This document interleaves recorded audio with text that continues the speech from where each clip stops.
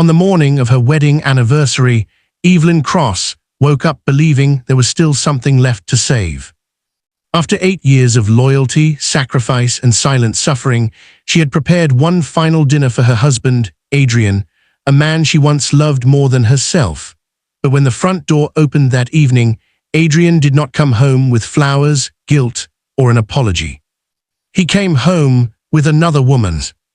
His mistress walked in wearing perfume Evelyn recognized from his shirts, a diamond bracelet Evelyn had once chosen for herself, and the smug smile of someone who believed she had already won. Adrian did not deny it. Instead, he laughed. He told Evelyn she had grown boring. He told her the house no longer felt like his. He told her to pack a bag because his mistress, Vanessa, would be moving in by the end of the week. But Evelyn did not cry. She did not beg. She simply placed a cream-colored envelope beside his dinner plate. Inside were divorce papers. Adrian's laughter stopped. Vanessa mocked her, calling her a powerless housewife with nothing but pride. Adrian signed the papers with a cruel grin, certain Evelyn would crawl back once she realized she had nowhere to go. But what neither of them knew was that Evelyn Cross was not poor. She was not helpless. And she was not just Adrian's forgotten wife. Years before their marriage, under her late father's private trust, Evelyn had quietly inherited the controlling shares of a billion-dollar corporation, one Adrian had been desperately trying to impress through business deals. The same corporation where Vanessa worked. Evelyn vanished that night without a single suitcase, leaving behind her wedding ring, her anniversary dinner, and the man who thought he had destroyed her. 3 weeks later, Adrian arrived at the city's most powerful gala, dressed in arrogance, with Vanessa clinging to his arm. He believed the night would secure his future. Then Evelyn entered. Not broken. Not begging. Not hiding. She arrived in black silk, escorted by the board chairman, while every executive in the room turned to greet her as Madam Cross. Adrian froze. Vanessa went pale. But humiliation made Adrian reckless. In front of cameras, investors, and the elite crowd he had begged to join, he grabbed Evelyn's arm and slapped her. The room fell silent. Evelyn did not flinch. She lifted her chin, looked him straight in the eye, and said, "Thank you for giving me witnesses." Within minutes, security removed Adrian from the gala. Within hours, every contract tied to his name was terminated. By midnight, Vanessa was fired for misconduct and fraud. By morning, Adrian's accounts were frozen, his reputation was shattered, and the empire he thought he was building collapsed at Evelyn's feet. But Evelyn was not finished. Because the real secret was not that she owned the company. The real secret was what Adrian had signed away in the divorce papers without reading them. Adrian realized it 2 days later. Standing barefoot in the marble foyer of the house, he had ordered Evelyn to leave.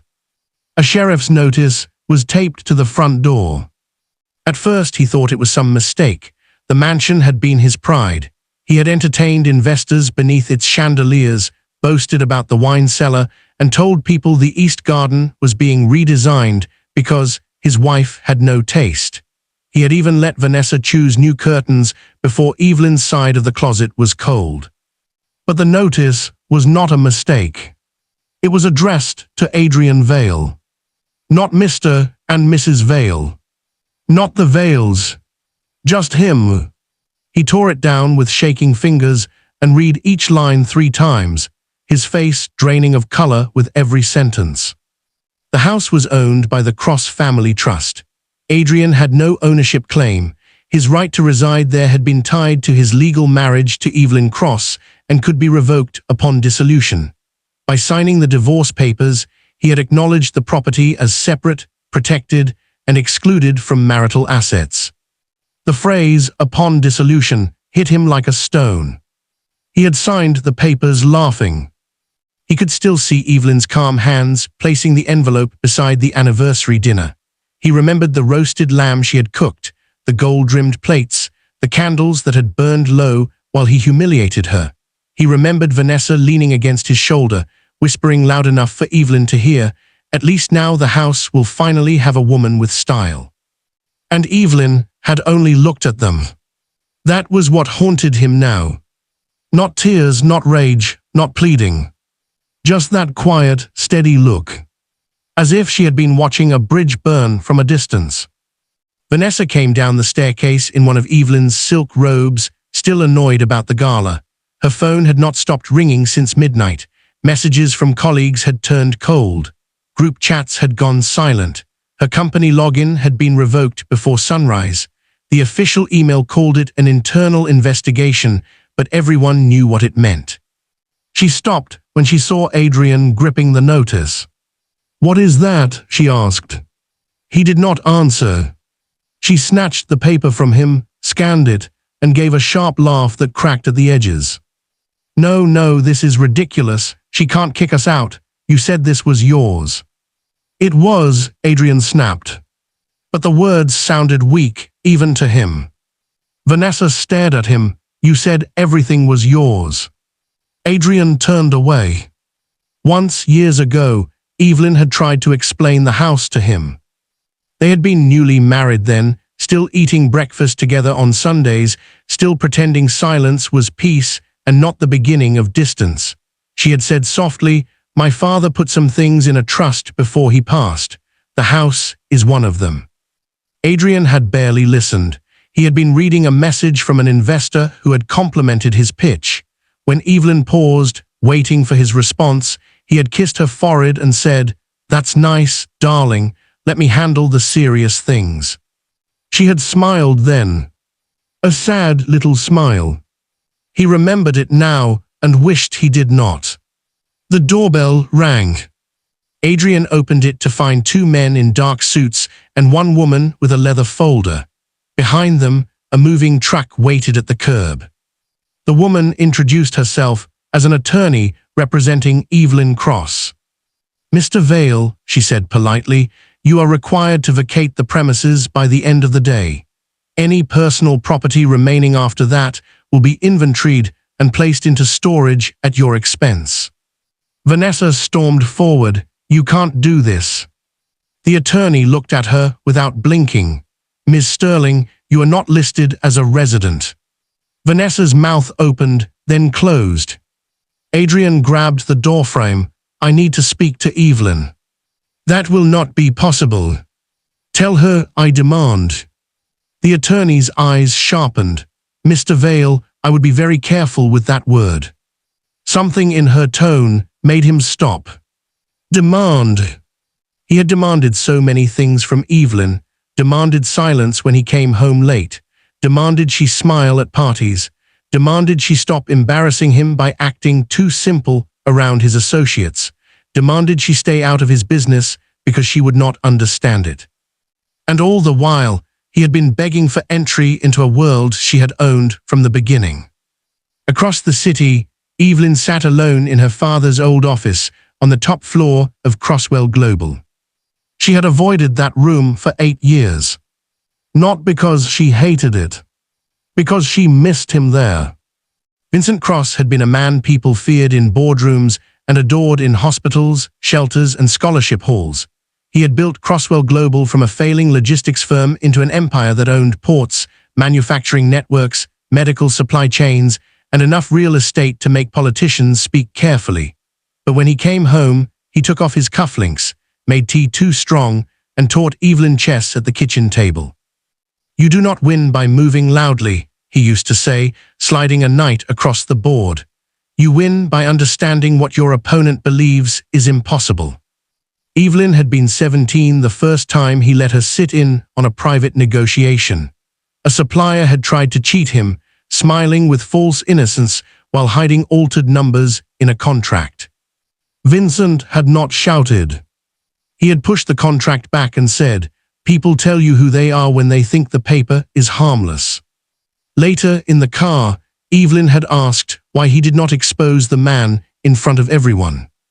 Her father had looked out the window, his reflection tired but kind. "Because some traps are stronger when the guilty walk into them willingly. Those words had returned to her on the anniversary night, as Adrian signed every page without reading. The pen had scratched against the paper like a match being struck. He had been so busy trying to humiliate her that he never noticed the clauses: separate property, waiver of claims, release of spousal support from Evelyn, assumption of personal and business liabilities under his name, confirmation that he had no interest, direct or indirect, in any cross-family holdings, agreement that all gifts exchanged during marriage were irrevocably separate unless jointly titled. And one more clause. A clause her lawyer had warned her was unnecessary, maybe even too painful. A statement that Adrian Vale acknowledged he had not relied on Evelyn Cross for professional advancement, business representation, or corporate guarantees. At the time, Evelyn had nearly removed it. Some tired, loyal part of her still wanted to protect him from himself. Then Adrian had walked in with Vanessa, and Evelyn had left the clause exactly where it was. Now, in her father's office, she turned the signed divorce agreement over in her hands and wondered how love could make an intelligent woman ignore so many warnings. The first warning had been on their third date. Adrian had taken her to a restaurant he could not afford and spent half the meal discussing ambition. Evelyn had liked his hunger then. She had mistaken it for discipline. He spoke about building something from nothing, about proving people wrong, about never being looked down on again. When he asked about her family, she said only that her father had passed and left her comfortable. Comfortable, he repeated, smiling. She nodded. She had already learned what happened when people heard the Cross name. Their eyes changed, their voices softened, their intentions rearranged themselves. But Adrian's eyes did not change because he did not know. For a while, that had been the most beautiful thing about him. He loved the version of her who wore simple dresses, volunteered quietly at the children's hospital, and drove an old silver car because her father had given it to her. He brought her coffee when she worked late reviewing trust documents. He kissed her in the rain outside a bookstore. He told her she made the world feel less cruel. When he proposed, Evelyn believed she had found someone who saw her before he saw her fortune. She never imagined that he would spend the marriage slowly teaching her to disappear. It started small. He corrected her in public. He called it helping. He made jokes about her quietness. He called it charm. He discouraged her from attending shareholder meetings. He called it protecting their privacy. When she offered advice about one of his failing negotiations, he smiled in front of his friends and said, "My wife reads a lot of books. She thinks that makes her a strategist." Everyone laughed. Evelyn laughed too, because it was easier than admitting something inside her had cracked. The cracks widened over years. Adrian became obsessed with getting Crosswell Global as a client, never realizing Evelyn was the private majority shareholder behind the company's layered trusts. Because she did not sit in the CEO's chair or appear on glossy magazine covers, he dismissed her. The public knew Crosswell's board chairman, Graham Leeton. They knew the executive officers. They knew the company's charitable foundation. Only a tight circle knew Evelyn held the final vote. Her father had designed it that way. Power attracts thieves, Vincent had told her when the first trust documents were signed. Privacy lets you see them coming. Evelyn used to think he was being dramatic. Then she met Vanessa Sterling. Vanessa appeared in Adrian's life as a senior development consultant at Crosswell Global, though her role was not as important as she made it sound. She was polished, clever, and ruthless in the way insecure people often are. She spoke loudly in rooms where she had no authority, dressed like every hallway was a stage, and made a habit of touching Adrian's arm whenever Evelyn was watching. The first time Evelyn saw them together, it was at a charity luncheon. Vanessa had leaned too close while Adrian laughed at something on her phone. Evelyn had stood 10 feet away holding a glass of water, remembering every late-night message Adrian had claimed was urgent business. Vanessa noticed her and smiled. Not a guilty smile. A victorious one.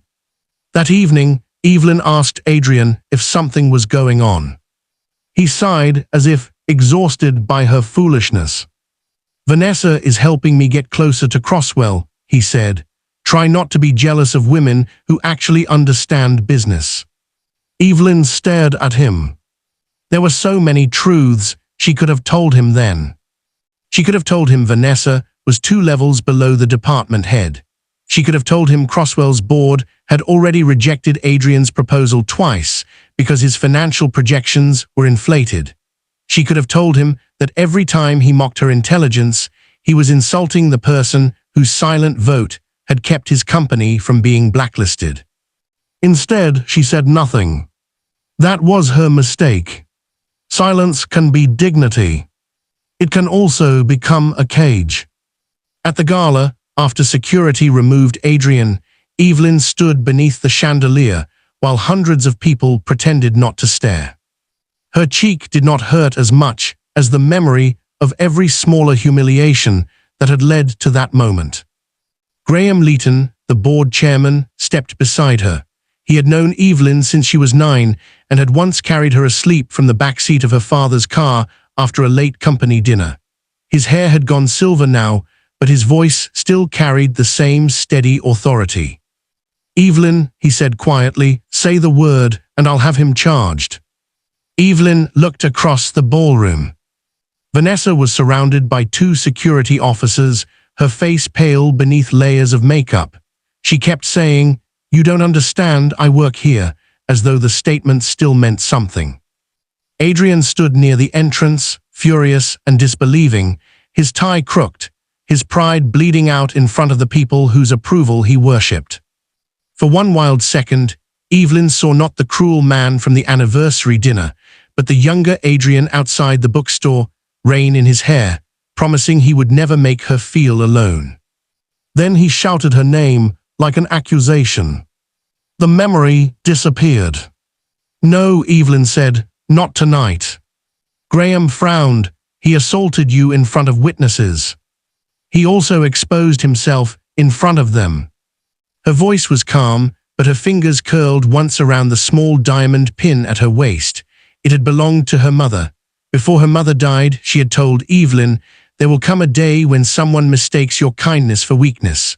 On that day, do not become cruel, become clear." Evelyn had not understood then.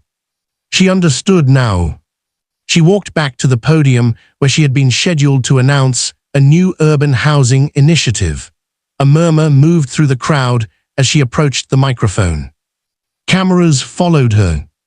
Investors stiffened. Executives waited. Evelyn looked out at a room full of people who had known her name but not her face, her power but not her pain. She could feel Adrian watching from the doorway, desperate for her to fall apart. He needed her to become emotional.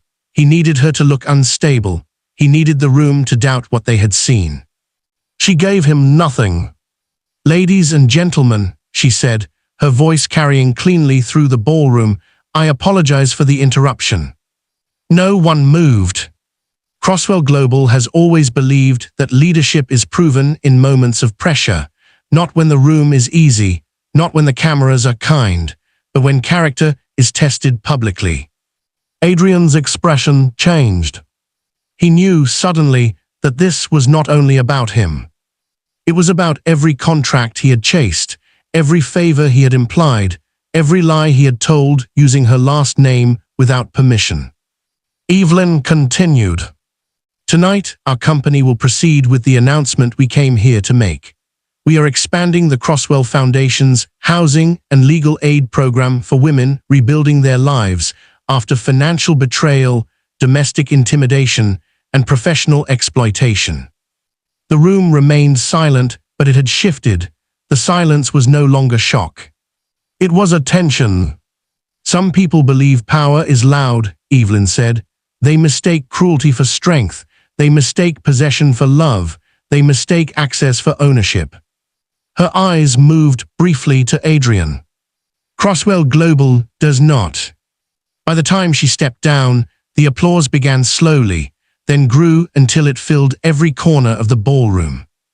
Adrian was gone before it ended. Vanessa was not as fortunate. The internal investigation had begun months before the gala. Evelyn had not ordered it out of jealousy. That was what people later assumed, because people preferred simple stories. Betrayed wife destroys mistress. Powerful woman punishes rival. Scandal wrapped in silk. The truth was uglier.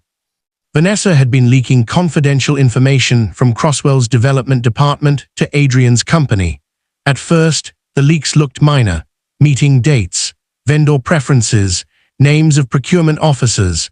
Then financial models appeared in Adrian's proposals that were close enough to Crosswell's internal projections to raise alarms. Graham had brought Evelyn the first report 6 months before the anniversary. "There may be a connection to your husband," he said gently. Evelyn had sat very still. On the desk between them was a folder stamped confidential. Adrian's company had submitted a proposal for a supply chain optimization project. The numbers were wrong in places only someone copying without understanding would get wrong. He had repeated assumptions from a draft Crosswell had discarded 2 quarters earlier. "Who gave it to him?" Evelyn asked. "We are tracing that." But she already knew. Not with evidence. With the sick certainty of a woman who had noticed perfume on a collar and told herself there must be another explanation. That night, Adrian came home late. Evelyn watched him remove his jacket and hang it over a chair. "How is Vanessa?" she asked. He looked up too quickly. "Why?" "No reason." His face hardened. "Don't start." There it was again. The warning bell she kept pretending was music. By morning, Evelyn authorized a quiet audit. The findings came piece by piece, each one heavier than the last. Vanessa had accessed files outside her clearance level. She had sent documents to a private email. She had met Adrian in hotels under false calendar entries. She had helped him tailor proposals using restricted data, then encouraged him to exaggerate his closeness to Crosswell leadership. But the most painful discovery was not Vanessa's betrayal. It was Adrian's language. In one message, he had written, "Evelyn is harmless. She signs what I put in front of her and stays out of my way." Evelyn read that sentence 3 times. Then she closed the file and walked into the bathroom, where she gripped the sink until her hands stopped shaking. Harmless. Not loved, not respected, not even useful. Harmless. That word followed her for months. It sat beside her at dinner while Adrian complained about her cooking. It stood behind her in the mirror while she fastened pearls for events where he ignored her. It whispered in her ear the night he told her she should be grateful he stayed with someone so emotionally heavy. And finally, on their anniversary, when he brought Vanessa home, harmless became something else. It became permission to stop protecting him. Adrian checked into a hotel after being removed from the mansion. Not a luxury suite, not the penthouse he would have chosen to impress Vanessa. His corporate credit card had declined at the first hotel, then his personal card declined at the second.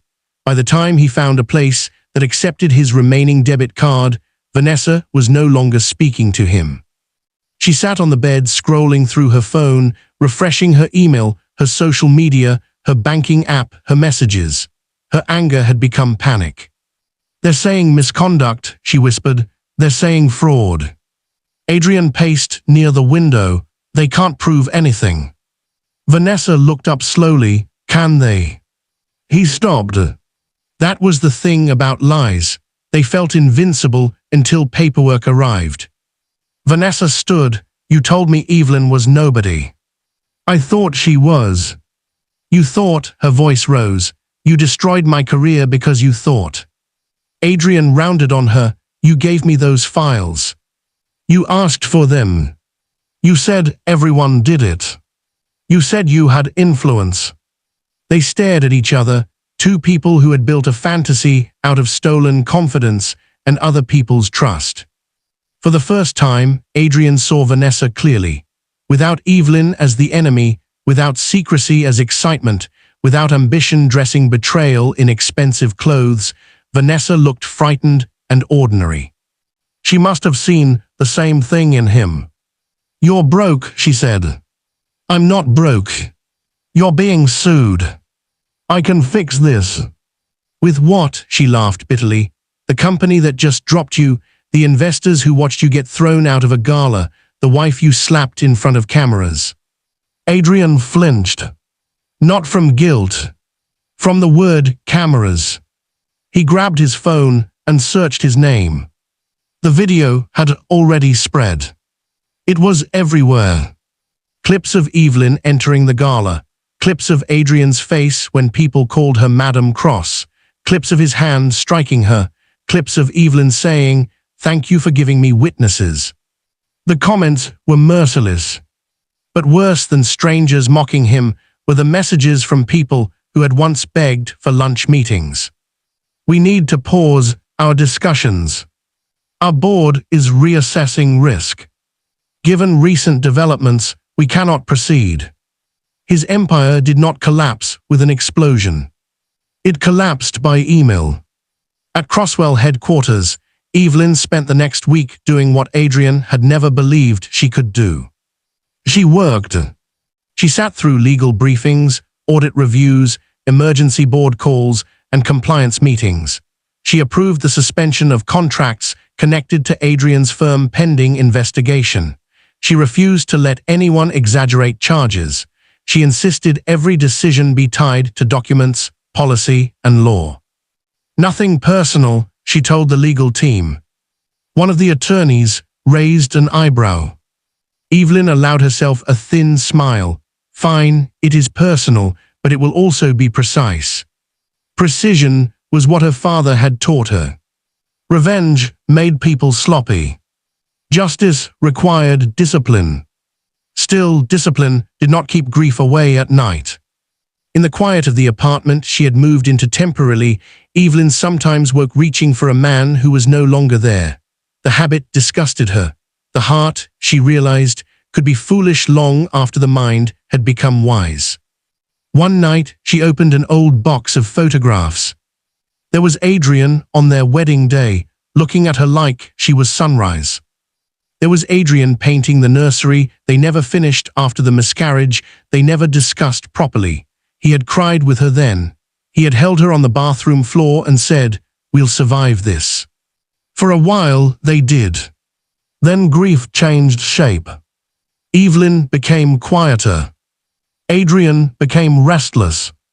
He threw himself into work, then into admiration, then into Vanessa.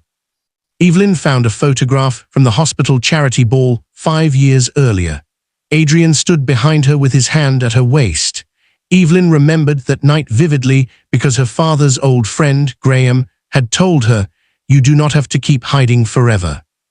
Adrian had overheard only the last part. "Hiding what?" he asked later. Evelyn almost told him.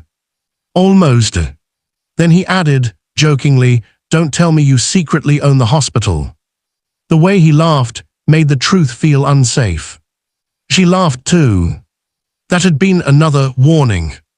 The divorce hearing was scheduled for a Tuesday morning.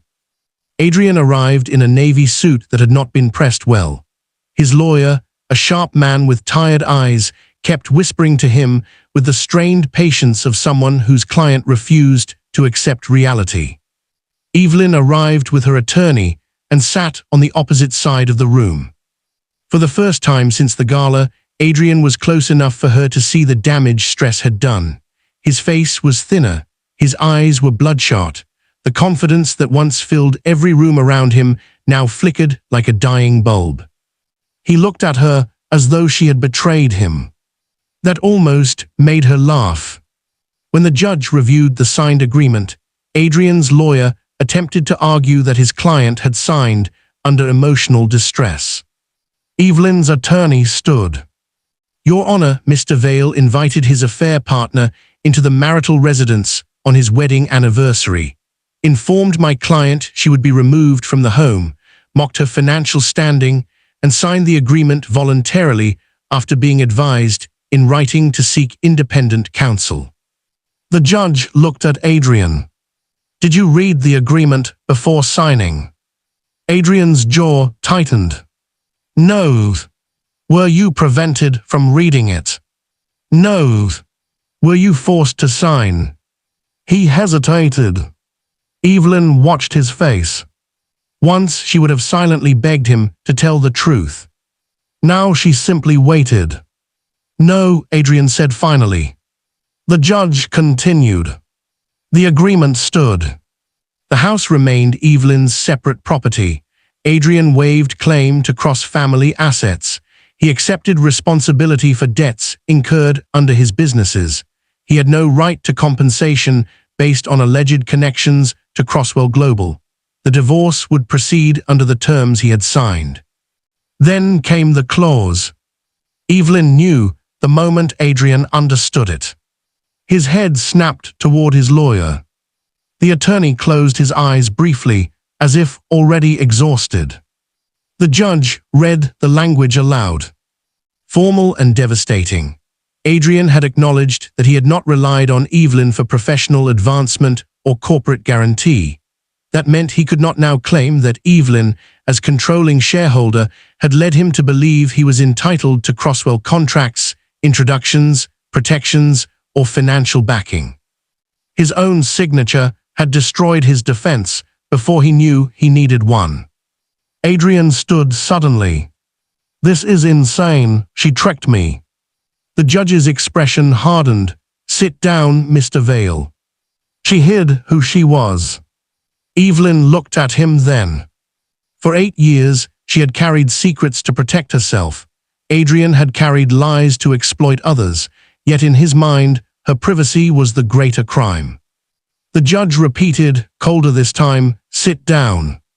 Adrian sat. Afterward, in the hallway, he caught up to Evelyn near the elevators. Her attorney moved to block him, but Evelyn lifted one hand. Adrian stopped a few feet away. For a moment, neither spoke. He looked like he had rehearsed anger, but arrived carrying desperation. "Was any of it real?" he asked. Evelyn stuttered him. Strange question, she thought, from a man who had brought another woman into their home. "Yes," she said, "that was the problem." His mouth tightened. "You could have told me." "I almost did, many times."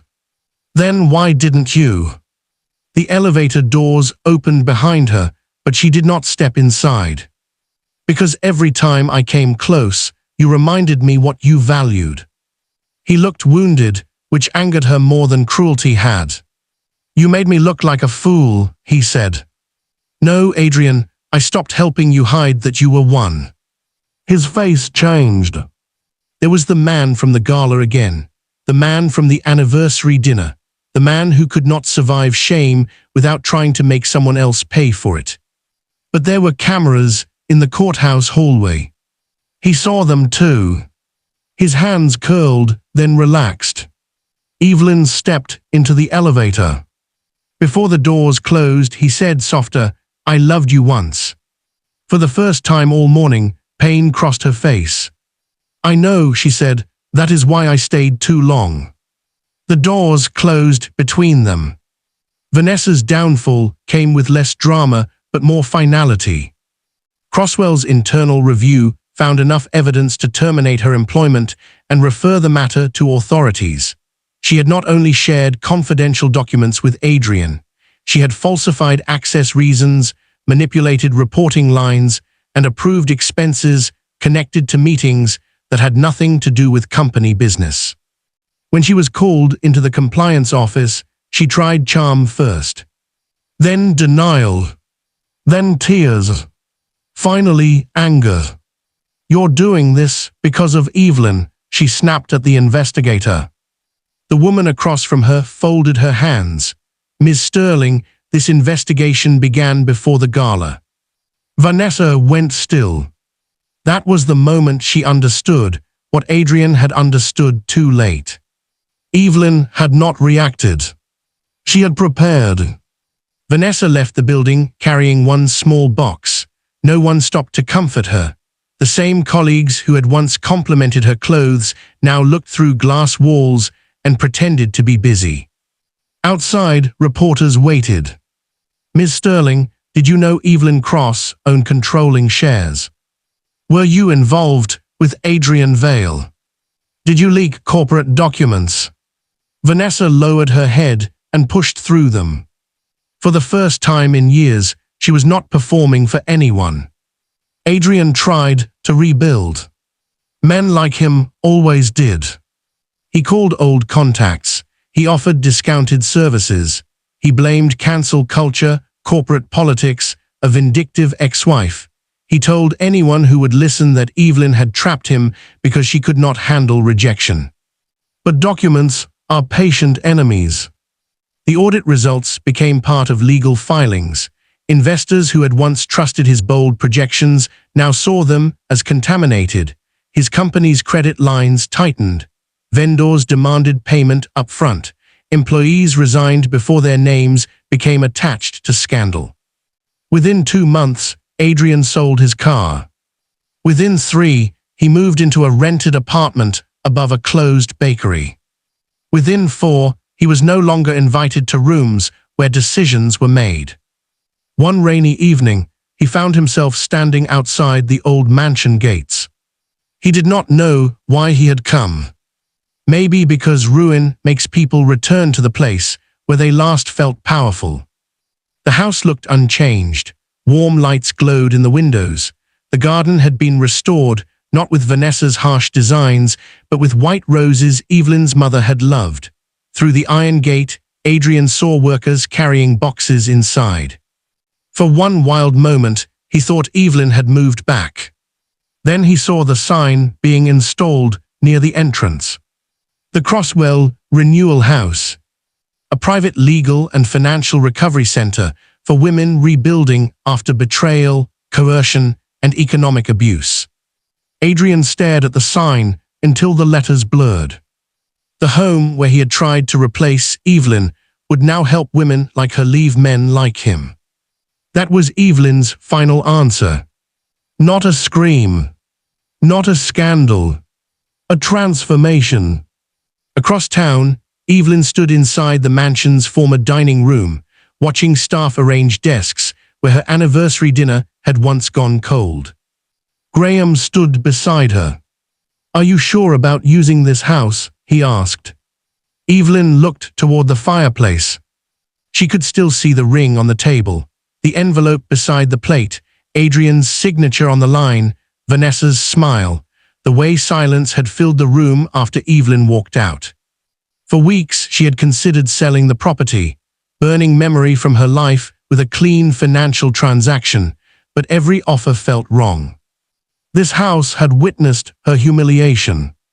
It would witness her restoration too. "I'm sure," she said. Graham nodded. "Your father would be proud." Evelyn looked down.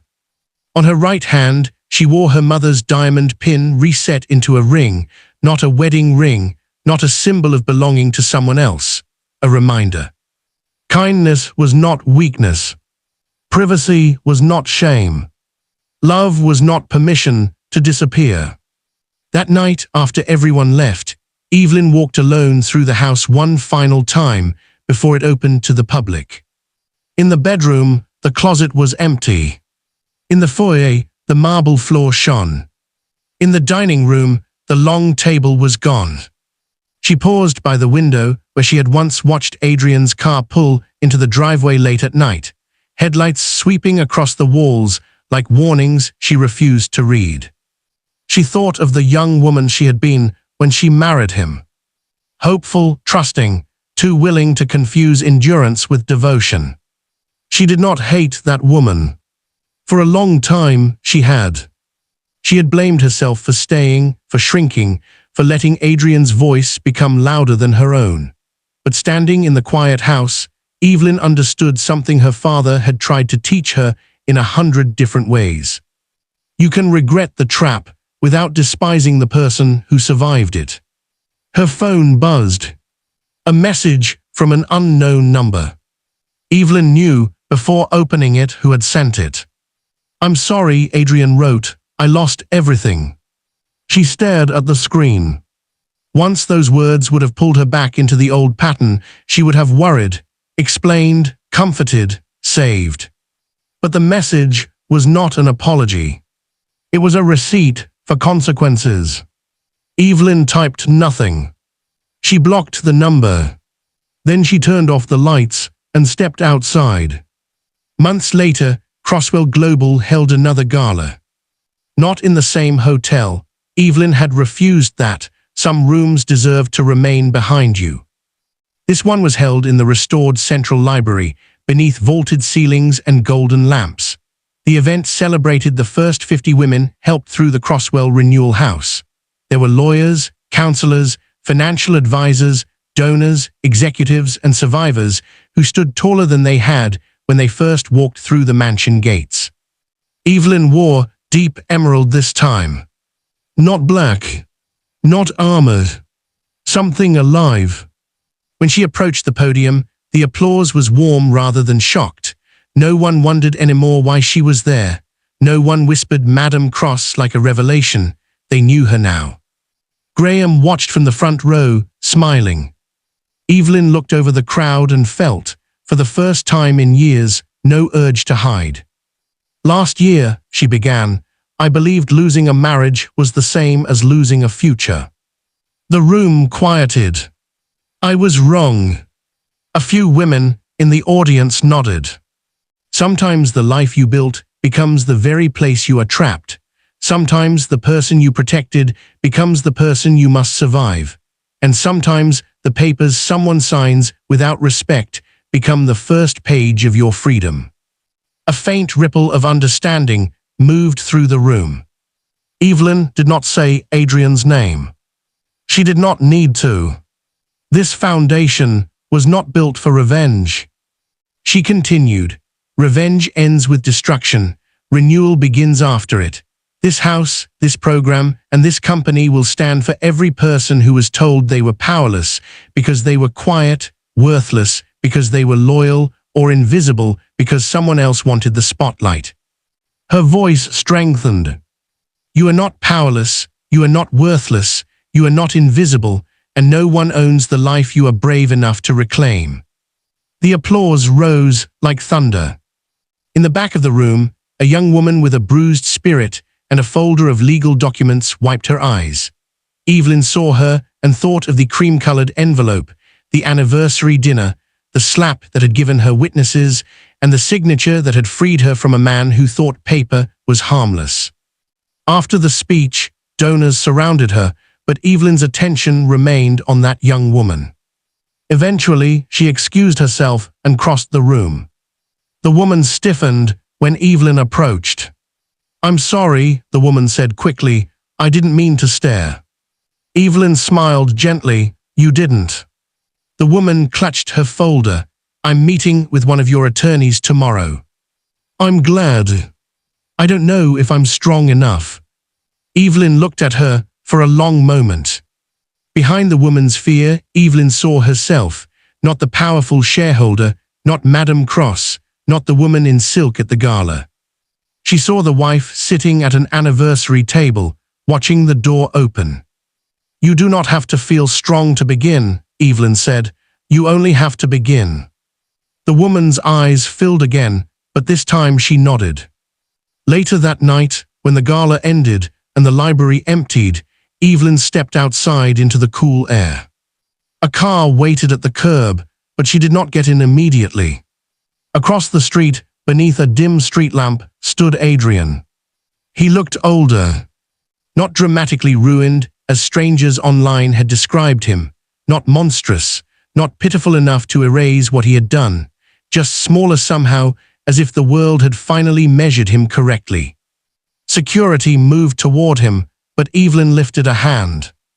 Adrian did not cross the street. He seemed to know there were distances he no longer had the right to close. For a moment, they simply looked at each other. Evelyn remembered the rain outside the bookstore, the hospital hallway, the unfinished nursery, the anniversary dinner, the gala, the courthouse elevator. A life could hold tenderness and betrayal in the same hand. That was the hardest truth. Adrian gave a small nod. Maybe apology. Maybe defeat. Maybe both. Evelyn returned it once. Not forgiveness. Not invitation. Closure. Then she got into the car. As it pulled away, she did not look back. The city lights passed over the window, gold and silver and bright. Evelyn leaned against the seat and let herself breathe. Her father's voice came back to her, as it often did when the world grew quiet. You win by understanding what your opponent believes is impossible. Adrian had believed it was impossible for her to leave. Vanessa had believed it was impossible for Evelyn to matter. The world had believed it was impossible for a quiet woman to own the room. They had all been wrong. Evelyn looked down at her bare, left hand and smiled. For the first time in years, it did not feel empty. It felt free.